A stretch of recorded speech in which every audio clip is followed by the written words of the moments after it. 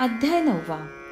आज्ञा अवज्ञा विघ्नम भैक्षवृत्त्यै पंचसूनादी पातकक्षालनम तथा भक्त तरखडकथा निरूपणम. बाबांच्या आज्ञेच्या अवहेलनेमुळे येणारी विघ्ने. बाबांनी भिक्षा मागून लोकांच्या पंचसूनादी पातकांचा नाश करणे आणि भक्त तरखडांच्या कथांचे वर्णन. मूळ पोथीत या अध्यायाच्या शेवटी अध्यायाचा विषय दिलेला नाही, चुकून राहून गेलेला दिसतो, म्हणून मी आपल्या बुद्धीने वरचा विषय दर्शविला आहे. श्री गणेशाला नमस्कार असो, श्री सरस्वती देवीला नमस्कार असो, श्री गुरु महाराजांना नमस्कार असो, श्री कुलदेवतेला नमस्कार असो, श्री सीता व श्री रामचंद्र यांना नमस्कार असो, श्री सद्गुरू साईनाथांना नमस्कार असो. आता पूर्वी सांगितलेल्या कथांच्या अनुसंधानाने बाबांची आज्ञा न होता भक्त आपल्या ठिकाणी परत गेले तर वाटेत त्यांना कसा त्रास होत असे.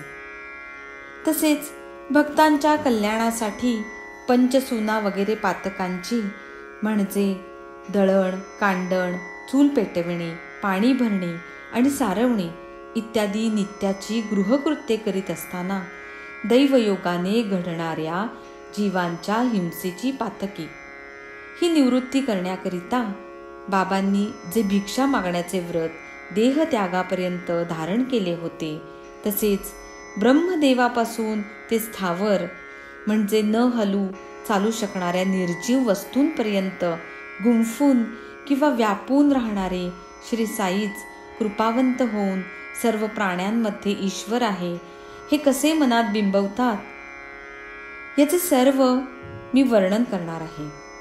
सर्व श्रोत्यांना माझ्या निरूपणाकडे लक्ष देण्याची मी विनंती करतो. या कथा जर त्यांनी आदरपूर्वक ऐकल्या तर त्यांचे कल्याण होईल.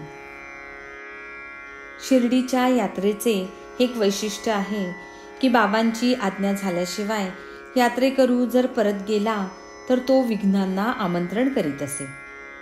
तसेच एकदा बाबांची परत जाण्याची आज्ञा झाली असता तर शिर्डीत तो एक क्षणही राहिला तर ही विघ्न डोक्यावर लगेच बसत असे. याचा सर्वांना अनुभव आहेच. आज्ञेबाहेर जे जे वागले त्यांचे वाटेत हाल झाले. कित्येकांना तर चोरांनी लुटले आणि जन्मभर आठवण राहिली. भाकर तुकडा खाऊन जा असे सांगूनही जे उपाशीच घाईने निघाले त्यांना गाडी तर मिळाली नाहीच, उलट ते उपाशी रखडलेले अनेक भक्तांनी पाहिले आहे. एकदा तात्या कोते पाटील कोपरगावला चालले होते. तेथे आठवड्याचा बाजार होता. ते टांगा उभा करून मशिदीत आले. बाबांचे दर्शन घेतले आणि येतो म्हणून पायांना नमस्कार केला. अशा प्रकारे आज्ञा घेण्याचे नुसते सोंग केले. भक्त आज्ञा घेण्याकरिता टाळाटाळ करीत, पण बाबांना वेळ अवेळ कळत असे. तात्याला असा अधीर झालेला पाहून बाबा म्हणाले, थोडा थांब, बाजार राहू दे, मग होईल, गावाबाहेर जाऊ नकोस. नंतर तात्याचा फार आग्रह पाहून श्याम्याला बरोबर घेऊन जा असे ते म्हणाले. परंतु श्याम्याचे काय काम आहे असे म्हणून तात्यांनी बाबांच्या आज्ञेकडे दुर्लक्ष केले आणि टांग्यात जाऊन बसले व बाजाराला जाण्यास निघाले. 2 घोड्यात एक फार चपळ होता. त्याला 300 रुपयांचे पाडबळ होते. मोठी किंमत देऊन विकत घेतलेला होता. साऊळ विहीर जवळ येताच तो अति उच्छृंखल म्हणजे ताबा सुटल्याप्रमाणे अति स्वच्छंद धावू लागला. कधी चाबूक फटका न खाणारा, बाजाराला अगदी थोड्या वेळात पोहोचवणारा तो घोडा पडला आणि गाडीला एकाएकी धक्का बसून तात्यांच्या कमरेत लटका भरला. कुठला बाजार, कुठले काय? तात्यांना साई माऊली आठवली आणि मनात म्हणाले, वेळेवर बाबांचे ऐकले असते तर हे संकट टळले असते. असो, झाल्या गेल्या गोष्टीला आता उपाय नाही. असेच आणखी एकदा घडले. तात्या कोल्हार गावाकडे निघाले. टांगा जोडून बाबांना विचारण्यासाठी आले. बाबांच्या चरणांना वंदन केले आणि आता जाऊन येतो म्हणाले. पूर्णपणे बाबांची संमती मिळाली नव्हती, तरी तात्या तसेच निघाले. तेव्हा पुढे काय झाले ते आता ऐका. आधीच तो टांगा जोराने धावणारा अनावर होऊन बेफाम भरधाव पळाला. वाटेतले खाच खळगे मुळीच पाहत नव्हता. जीवावरचा प्रसंग ओढावला होता, परंतु साई कृपेने टळला. टांगा बाभळीच्या झाडावर आदळला. बरेच झाले तेथेच मोडला आणि पुढचा धोका टळला. असाच एक मुंबईचा मोठा इंग्रज गृहस्थ मनात काही हेतू धरून साईबाबांच्या दर्शनाला शिर्डीत आला. चांदोरकरांच्या वशिल्याने माधवरावांना त्याने पत्र टाकविले होते. शिर्डीत आल्यावर त्याने एक तंबू मागून घेतला आणि त्याची राहण्याची सोय सुखाची झाली. बाबांच्या इच्छेविरुद्ध कोणी म्हणेल की मी मशिदीत वर चढून जाईन किंवा दर्शन घेऊन मन मानेल तेव्हा परत जाईन, हे अशक्य असल्याचे सगळीकडे प्रसिद्धच होते. त्या गृहस्थाने मशिदीत वर चढण्यासाठी 3 वेळा प्रयत्न केला, पण तो वाया गेला. तो पाहुणा मनात निराश झाला. त्याच्या मनात इच्छा होती की आपण मशिदीत वर जाऊन गुडघे टेकून बाबांना वंदन करावे आणि त्यांच्या हाताचे चुंबन घेऊन जवळ बसावे. परंतु बाबा त्याला आपल्यापाशी मशिदीत बसायला येऊ देत नव्हते. त्याने खालीच सभामंडपात असावे, वाटेल तर तेथेच बसावे, तेथूनच दर्शन घ्यावे, परंतु वर त्याने येऊ नये. असो, पुढे तो जायला निघाला आणि अंगणात निरोप घ्यायला आला. तेव्हा बाबा त्याला म्हणाले, जाशील उद्या, इतकी घाई कशासाठी? लोकांनी त्याला खूप सांगितले, नाना प्रकारांनी विनविले. परवानगी नसताना जे गेले ते फार पश्चाताप पावले असेही सांगितले. होणाऱ्या पुढे काही चालत नाही. त्याच्या मनाला ते पटले नाही आणि तो परवानगीशिवाय निघाला आणि रस्त्यात त्याचे हाल झाले. टांगा आधी नीट चालला, पण पुढे घोड्यांनी वाट सोडली.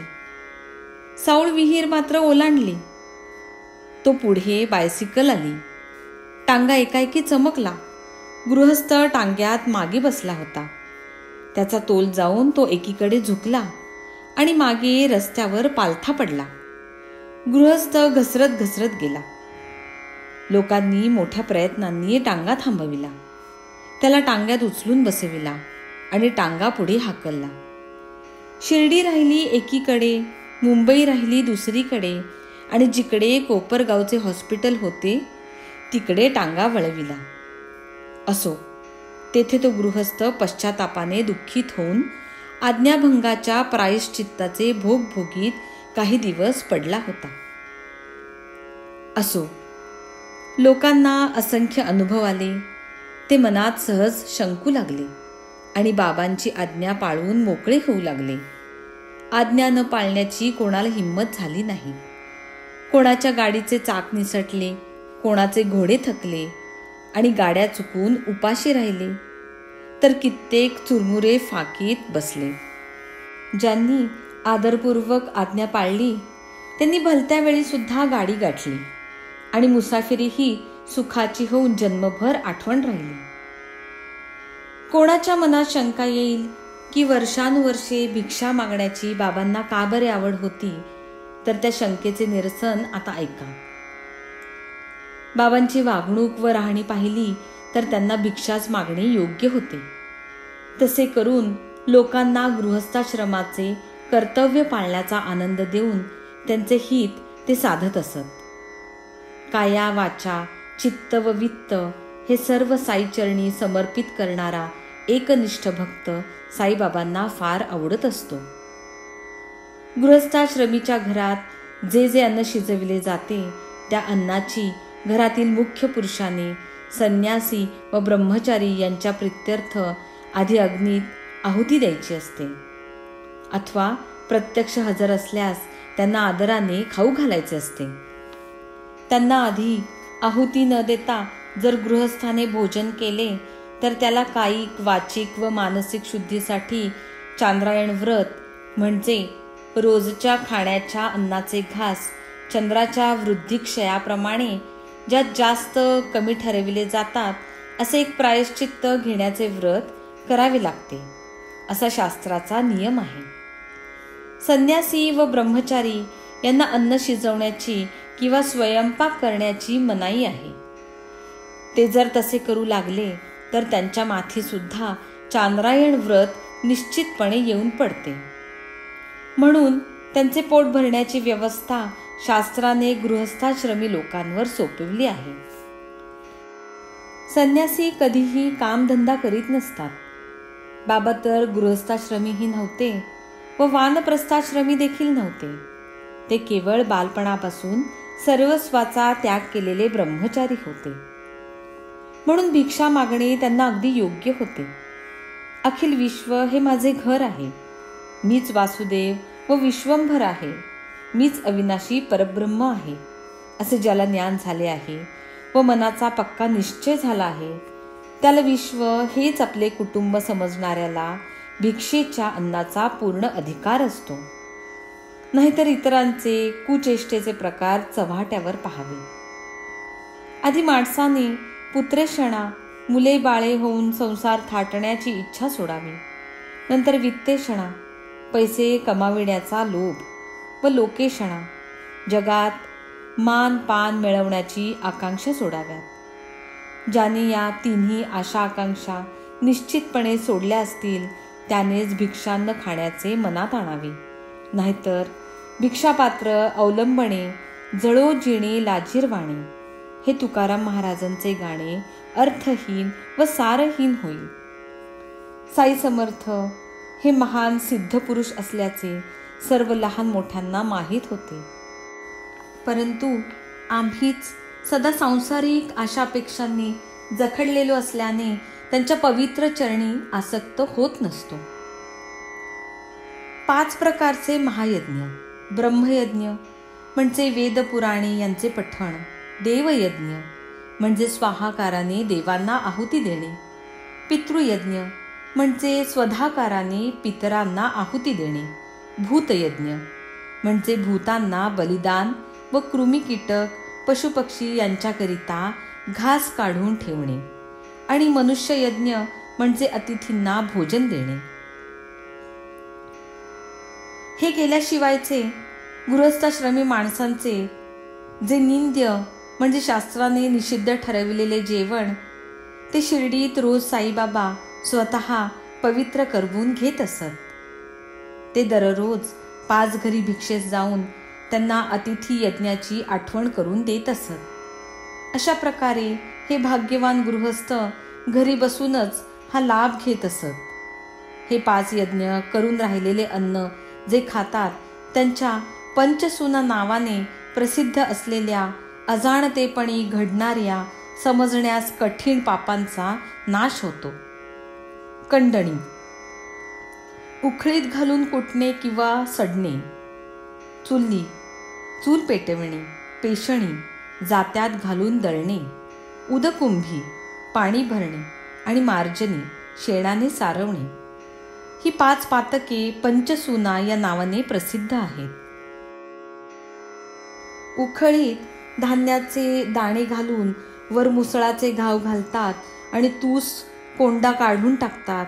अशा वेळी अजाणता जीव मारले जातात. पण हा प्रयोग केल्याशिवाय धान्य शिजत नाही. म्हणून पंचसूनातील हे सर्वात पहिले कंडणी नावाचे पाप होय. चुलीत जळाऊ लाकडे लावतात आणि अन्न शिजवतात, तेथेही जीवांची हत्या घडते. त्याला चुल्ली हे दुसरे पाप म्हणतात. जाते किंवा जातणी घेऊन कोणी धान्याचे पीठ करतात व नकळत जीवांचा नाश होतो. त्याला पेशणी हे नाव आहे. वापी, कूप म्हणजे विहीर किंवा तडाग म्हणजे तळे, यातून घडे भरून पुरुष व स्त्रिया पाणी आणतात आणि धुणी धुतात, तेव्हा असंख्य प्राणी मरतात. घडा स्वच्छ व्हावा म्हणून हाताने माती किंवा राख चोपडून तो घासतात तेव्हाही इच्छा नसताना जी हत्या घडते ते चौथे पाप उदकुंभी होय. तसेच थंड किंवा गरम पाण्याने स्नान करताना किंवा केर काढताना आणि शेण मातीने जमीन सारवताना भयंकर जीव हत्या घडते. त्याला मार्जनी असे नाव आहे. या 5 प्रकारच्या पापांपासून मुक्त होण्यासाठी गृहस्थाने पंचमहायज्ञे विधीपूर्वक आचरली तर त्या पंचसूना पातकांचा क्षय होतो आणि गृहस्थाला चित्तशुद्धी लाभते. चित्तशुद्धीच्याच प्रभावाने पवित्र व शुद्ध ज्ञानाची प्राप्ती होते आणि ज्ञानानंतर त्या भाग्यवान गृहस्थाला फलदायक असा कायमचा मोक्ष प्राप्त होतो. असो, या साईंच्या भिक्षा मागण्याच्या व्रताबद्दल लिहिता लिहिता ग्रंथ वाढत गेला. आता एक खरी घडलेली गोष्ट ऐका, मग हा अध्याय मी समाप्त करीन. मनात मात्र प्रेम असलं पाहिजे. मग कोणीही काहीही धाडले आणि आणणाऱ्या व्यक्तीला त्याचा विसर पडला तर बाबा ते स्वतःहून न विसरता मागून घेत असत. भाजी भाकर असो की पेढा असो, भक्तिभाव गाढ असला पाहिजे. असा न डगबगणारा भक्त भेटला की साईबाबांना प्रेमाचा पूर येत असे. ही एका प्रेमळ भक्ताची कथा आहे. ती ऐकून श्रोत्यांना आनंद होईल. कोणीही हाती घेतलेल्या कामात चूक केली तर बाबा त्याला नीट मार्गाला लावीत असत. ही बाबांची गोड शिक्षण पद्धती भक्तांना योग्य वेळी जागे करीत असे. याचा ज्यांना अनुभव येतो त्यांचे भाग्य धन्य होय. त्यांना वर्णन न करता येण्यासारखा आनंद प्राप्त होत असे. रामचंद्र नावाचे एक गृहस्थ, ज्यांच्या वडिलांचे नाव आत्माराम होते व ज्यांचे आडनाव तरखड होते व ज्यांचे साई हेच विश्रांतीचे स्थान होते, परंतु ज्यांना बाबासाहेब तरखड याच नावाने नेहमी हाक मारली जात होती, त्यांच्याकरिताच ही पोथी आपण पुढे चालवूया. याशिवाय दुसरे पोथी चालवायला आपल्याला कारण नाही. साई प्रेम उसळून येऊन तरखडांचे हृदय काठोकाठ भरून गेले म्हणजे ते आपले अनुभव सांगू लागत आणि ते ऐकायला फार आनंद वाटत असे. काय त्यांच्या भक्तीची थोरवी! पदोपदी घडलेल्या साईबाबांच्या एकामागून एक ताज्या अनुभवांचे सुंदर हावभाव करून ते वर्णन करीत असत. बाबासाहेबांची भक्ती अजोड होती. त्यांच्या घरी चंदनाच्या छानदार भव्य देव्हाऱ्यात 3 वेळा पूजा करण्यासाठी श्री साईबाबांचे कागदावर रेखाटलेले चित्र होते. तरखड मोठे भाग्यवान होते. त्यांच्या पोटी मुलगाही भक्ती करणारा लाभला होता. साईबाबांना नैवेद्य दाखवल्याशिवाय तो अन्नाचा घास तोंडात घालीत नसे. पहाटे स्नान करून बाबांच्या छबीचे काया वाचा मनाने नित्य पूजन करून तो भक्तिपूर्वक नैवेद्य दाखवीत असे. असा हा त्याचा नित्यक्रम कंटाळा न करता सतत चालला असता त्याचे परिश्रम सफल होऊन त्याला एक अजोड अनुभव आला. त्याची आई देखील साईंची परमभक्त होती. ती शिर्डीला जाण्यासाठी उत्सुक होती. तिला वाटत होते की आपण शिर्डीला जावे, समर्थ साईंचे दर्शन घ्यावे आणि तेथेच काही दिवस राहून बाबांच्या चरणांची प्रत्यक्ष सेवा करावी. वडिलांची इच्छा होती की मुलानेही तिच्याबरोबर जावे, परंतु मुलाचे जाण्यासाठी मन नव्हते. माझ्या मागे घरात नियमितपणे पूजा कोण करील ही त्याला चिंता होती. वडील प्रार्थना समाजिष्ठ म्हणजे देवांच्या मूर्तीची पूजा अर्चा करून भक्ती करण्यात विश्वास नसलेल्या मंडळाचे सदस्य होते. त्यांना मूर्तीपूजेचे कष्ट देणे कसे इष्ट होईल असे कोडे त्याला पडले. तरी आपण शिर्डीला जावे असे वडिलांचे उत्सुक मन पाहून त्या मुलाने प्रेमपूर्वक वडिलांना काय विनंती केली ती ऐका. साईबाबांना नैवेद्य दाखवल्याशिवाय घरात कोणीही अन्न खाणार नाही हे मान्य केल्याशिवाय माझे शिर्डीला जाणे निश्चितपणे शक्य नाही. मुलाचे हे नित्याचे व्रत वडिलांना आधीच माहिती होते. ते म्हणाले, तू जा, मी रोज नैवेद्य दाखवीन, तू निश्चिंत राहा. साईबाबांना अन्न समर्पण केल्याशिवाय कोणीही अन्नाचा घास घेणार नाही. हा माझा शब्द खरा मान, शंका धरू नकोस, तू स्वस्थ मनाने जा. असे आश्वासन मिळाल्यावर मुलगा शिर्डीला गेला आणि दुसरा दिवस उजाडल्यावर तरखड स्वतः पूजा करू लागले. दुसऱ्या दिवशी पूजेच्या सुरुवातीलाच बाबासाहेब तरखडांनी साईबाबांच्या छबीसमोर लोटांगण घालून प्रार्थना केली. मुलगा जशी पूजा करीत होता तशीच माझ्याकडून सेवा होऊ द्यावी. नुसती कोरडी कवाईत नसावी, माझ्या हृदयात प्रेमाचा पाझर फुटू द्यावा. मग रोज पहाटे ब्राह्ममुहूर्ती म्हणजे 4 घटका 1.5 तास रात्रीपासून सूर्योदयाच्या पूर्वीच्या 2 घटका म्हणजे पाऊण तासापर्यंतचा हा काळ ईश्वरोपासनेला फार योग्य असतो असे शास्त्रात सांगितले आहे. तर या ब्राह्ममुहूर्ती स्नान करून तरखड प्रार्थनापूर्वक नैवेद्यासह पूजन करू लागले. नैवेद्यासाठी बाबासाहेब नेमाने खडीसाखर अर्पण करीत असत. असा नेम बरेच दिवस चालला, परंतु त्या दिवशी त्यात व्यत्यय आला. तरखडांचे मन व्यवसायात गुंतले होते, त्यांना आठवण राहिली नाही. त्या एके दिवशी नैवेद्य दाखवल्याशिवाय सर्वांचे जेवण होऊन गेले. एका मोठ्या गिरणीवर तरखड साहेब मुख्य अधिकारी होते.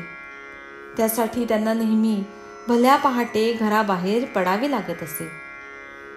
पुढे मग दुपारी बाहेरून परत आल्यावर जेवायला बसल्यावर आधी नैवेद्य दाखवलेल्या खडीसाखरेचा प्रसाद त्यांना मिळत असे.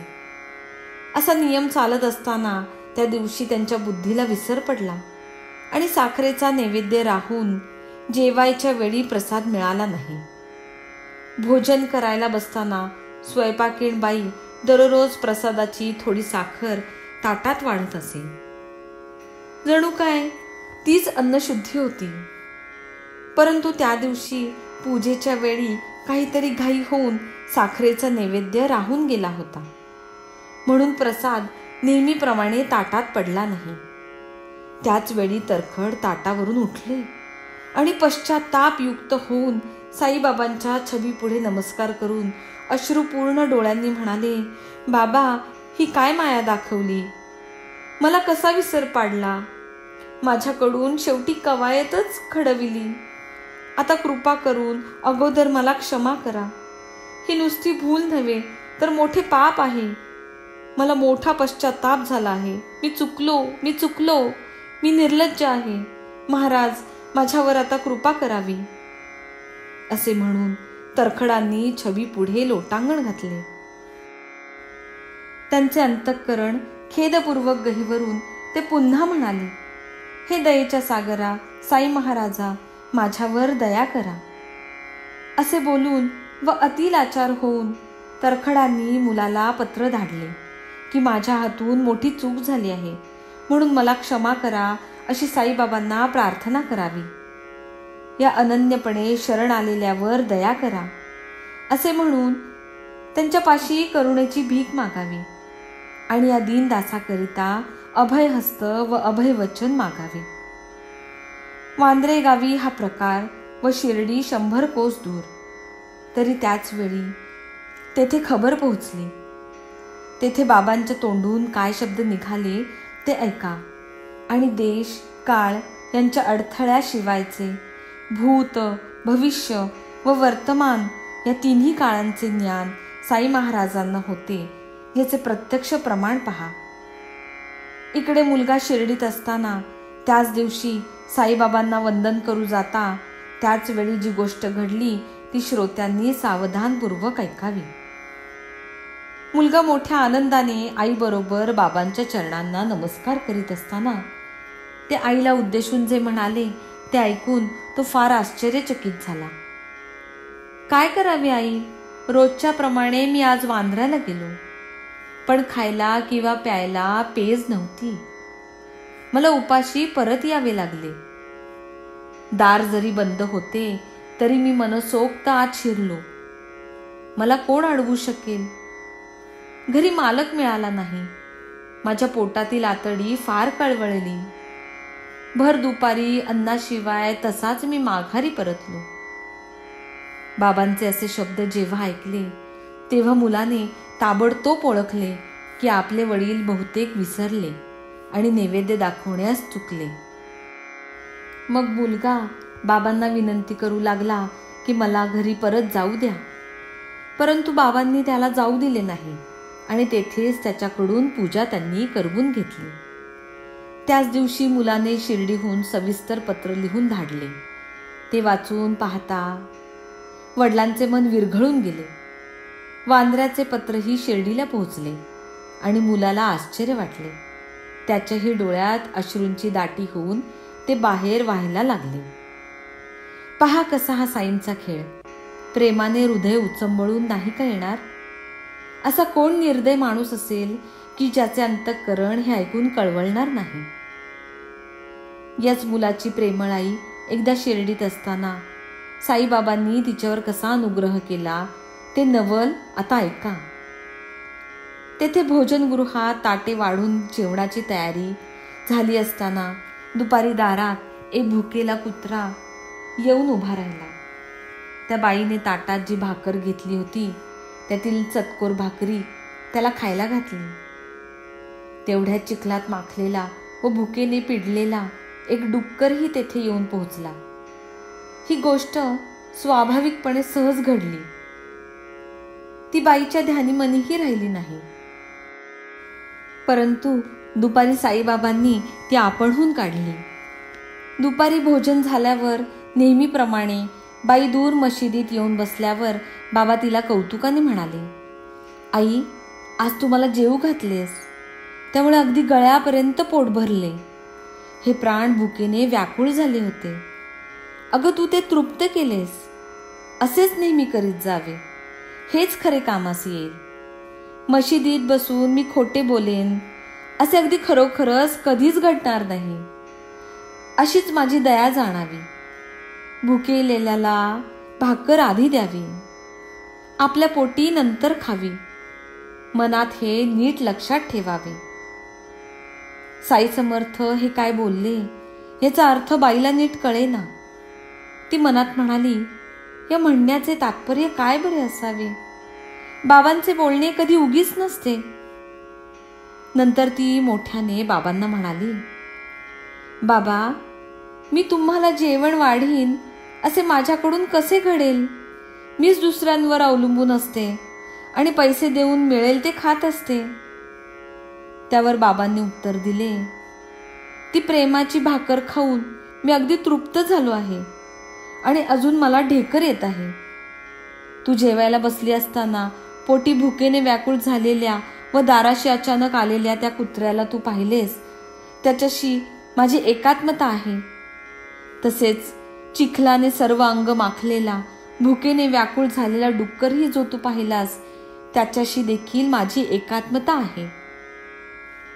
बाबांनी म्हटलेले हे शब्द ऐकून बाईला मनात आश्चर्य वाटले आणि ती मनात विचार करू लागली, ही कुत्री, डुकरे, मांजरी वगैरे फिरतात, ती सगळी बाबाच की काय?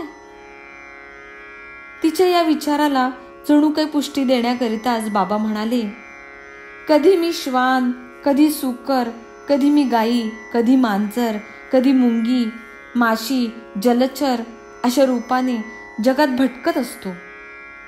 सर्व प्राण्यांमध्ये जो मला पाहतो तोच मला आवडतो, हे लक्षात असू दे आणि भेदबुद्धी सोडून माझी भक्ती करत जा.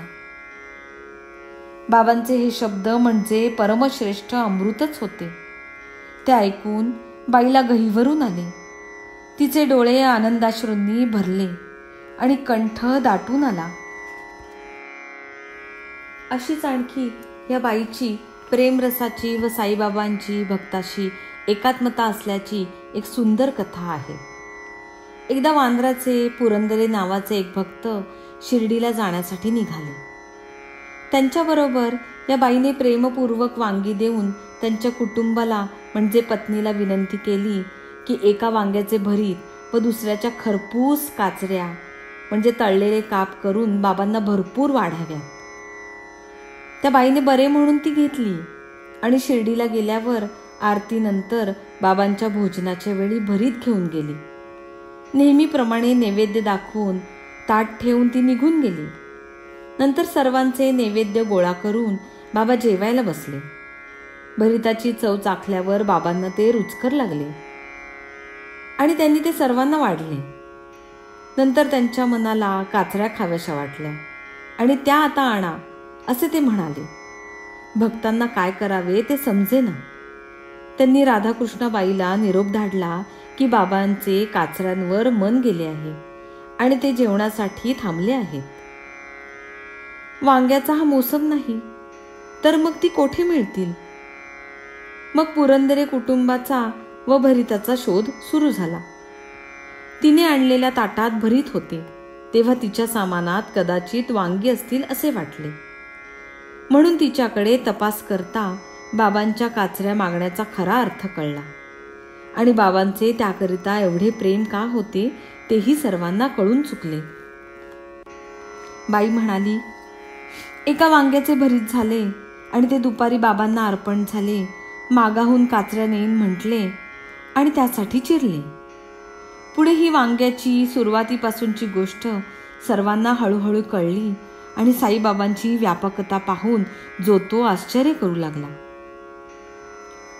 आणखी एकदा सन 1915 साली डिसेंबर महिन्यात याच बाईने मोठ्या प्रेमाने बाबांना एक पेढा पाठविला होता. बाळाराम मानकर परलोकवासी झाल्यामुळे त्यांचे क्रियाकर्म वगैरे करण्यासाठी त्यांच्या मुलाला शिर्डीला जायचे होते. म्हणून तो तरखडांकडे जातो म्हणून सांगायला आला. तरखडांच्या कुटुंबाच्या मनात त्या मुलाबरोबर बाबांसाठी काहीतरी पाठवावे असे आले. पाहू जाता पेढ्याशिवाय घरात दुसरे काही नव्हते. तोही पेढा आधी निवेदित म्हणजे देवाला नैवेद्य दाखविलेला होता. मुलाला जाण्याची घाई होते. शिवाय तो मुलगा सुटकी म्हणजे निधन झालेल्या माणसाच्या धरण्याच्या विटाळामुळे अपवित्र होता.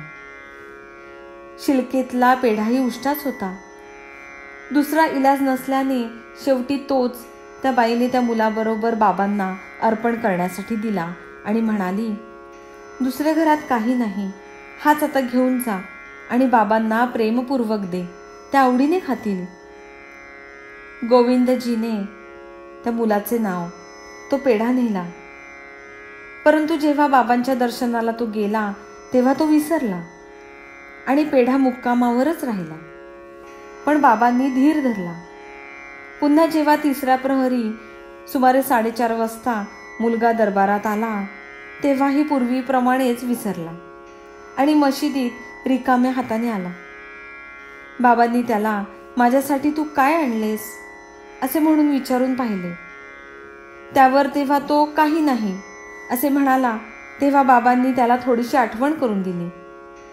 तुझ्याबरोबर कोणी काही वस्तू माझ्यासाठी दिली नाही का? तरी मुलगा नाही म्हणाला. मग मात्र साई समर्थांनी त्याला स्पष्टच प्रश्न केला, अरे घरातून निघतेवेळी तुझ्याजवळ आईने प्रेमपूर्वक खाऊ नव्हता का दिला?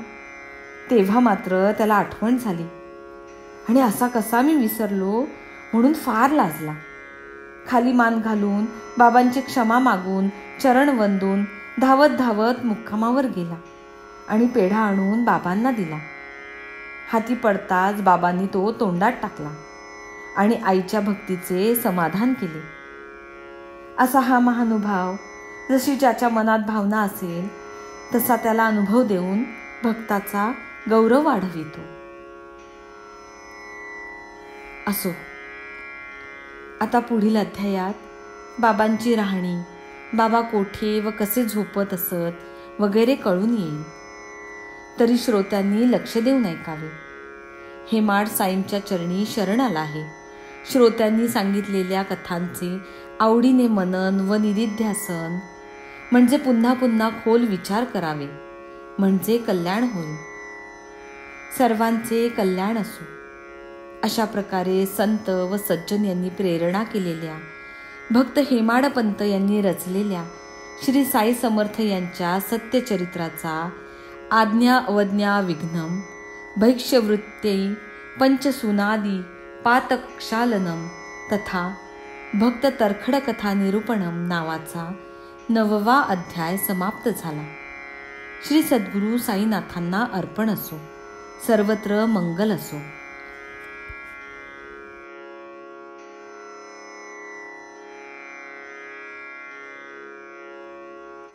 शिर्डी सजाचे लागतील पाय, टळती अपाय सर्व त्याचे.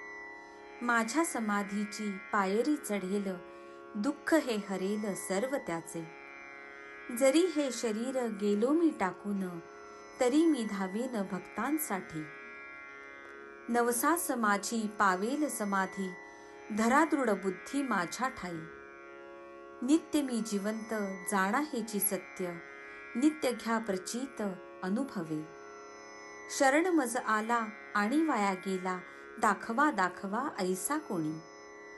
जो जो मज भजे जैसा जैसा भावे, तैसा तैसा पावे मीही त्यासी. तुमचा मी भार वाहीन सर्वथा, नव्हे हे अन्यथा वचन माझे. जाणा येथे आहे सहाय्य सर्वांच, मागे जे जे त्यास ते ते लाभे. माझा जो जाहला काया वाचा मनी, तयाचा मी ऋणी सर्व काळ.